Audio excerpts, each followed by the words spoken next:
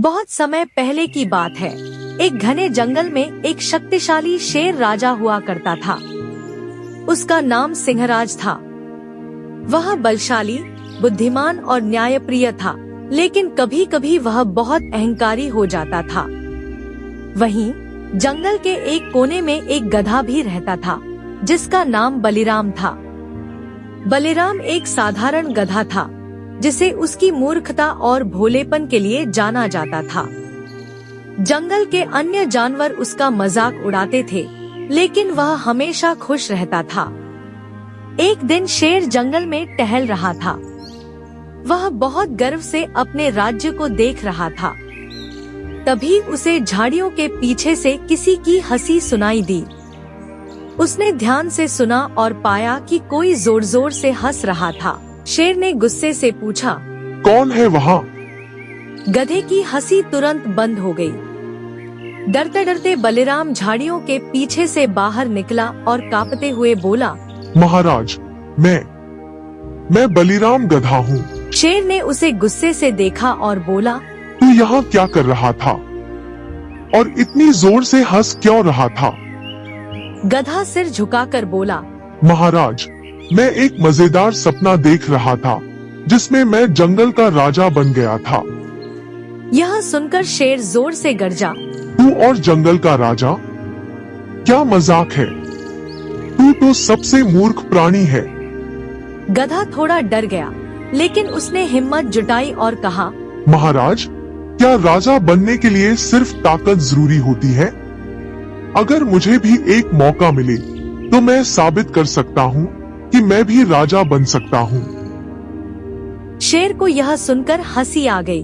उसने सोचा, अगर यह गधा खुद को राजा साबित कर सकता है, तो यह जंगल का सबसे बड़ा मजाक होगा।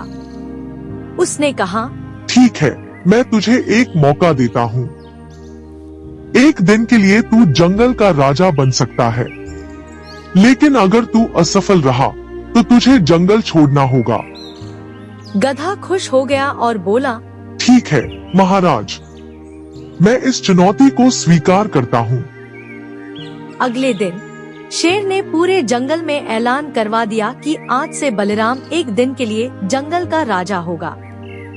सभी जानवर हैरान रह गए। कुछ हंसने लगे तो कुछ चौंक गए, लेकिन चूंकि यह शेर का आदेश था, इसलिए सबने इसे मान लिया। बलिराम को एक सिंहासन पर बैठाया गया। जंगल के सभी जानवर उसके सामने झुके। गधा बहुत खुश था। पहला मामला एक हिरण का आया, जिसने शिकायत की, राजा बलिराम, लकड़बग्घे हमें बहुत परेशान कर रहे हैं, कृपया कुछ कीजिए। गधे ने सोचा और बोला, लकड़बग्घों को बुलाओ। लकड़बग्घे आए और गधे को राजा के रूप में देखकर हंसने लगे। लेकिन जब गधे ने गरज कर कहा, तुम्हें हिरणों को सताना बंद करना होगा, तो लकड़बग्घों ने डरने का नाटक किया और कहा, जो आज्ञा महाराज। इसके बाद एक बंदर आया और बोला, राजा बलिराम, शेर ने हमेशा हमें डराया है। अब आप राजा हैं, आप क्या करेंगे? गधा सोच में पड़ गया।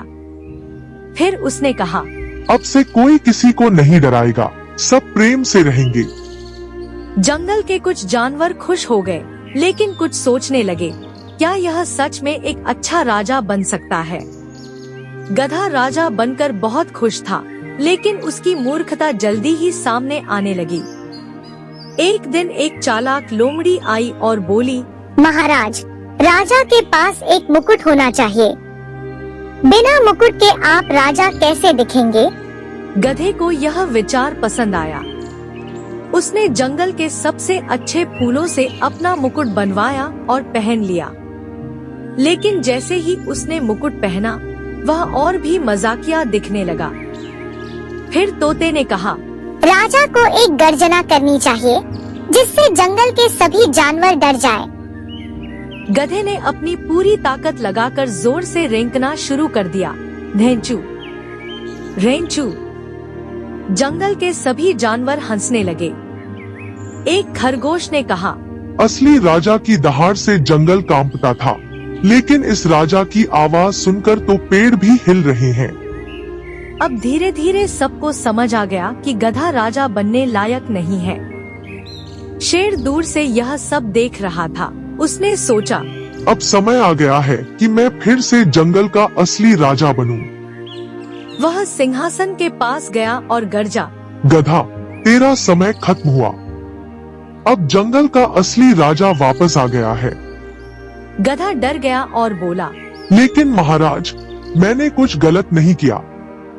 शेर ने हंसते हुए कहा, राजा बनने के लिए सिर्फ सिंहासन पर बैठना काफी नहीं होता। बुद्धि, ताकत और नेतृत्व क्षमता भी होनी चाहिए। गधे को अपनी गलती समझ में आ गई। वह सिर झुकाकर वहां से चला गया। जंगल में फिर से शेर का राज हो गया।